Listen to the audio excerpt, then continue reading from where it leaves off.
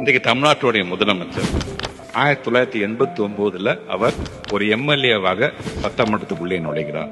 உள்ளே நுழையும் பொழுது ஒரு தீர்மானத்தை கொண்டு வர வேண்டும் என்று ஆசைப்பட. என்ன தீர்மானம் என்று சொன்னால், படிக்கின்ற பிள்ளைகள் எல்லாம் பஸ்ல போகும் பொழுது இலவச பஸ் பாஸ் அவங்களுக்கு நம்ம வழங்கிட வேண்டும். இப்படி சொல்லும் போது முத்தமிழர் கலைஞர் சொல்றார், மகனே சொன்னாலும் அதற்கு மானியம் இருந்தால்தான், அதற்கு பணம் இருந்தால்தான் திட்டத்தை செயல்படுத்த முடியும் என்று பேசுகிறார்.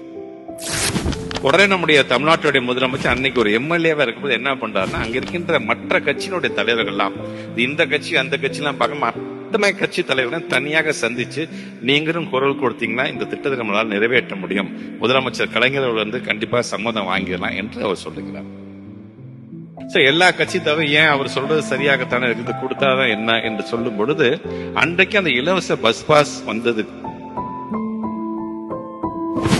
அந்த இலவச பஸ் பாஸ்ல நானும் ஸ்கூலுக்கு போன ஒரு பயனாளி இருக்கின்ற அந்த பெருமை எனக்கு என்றைக்குமே உண்டு.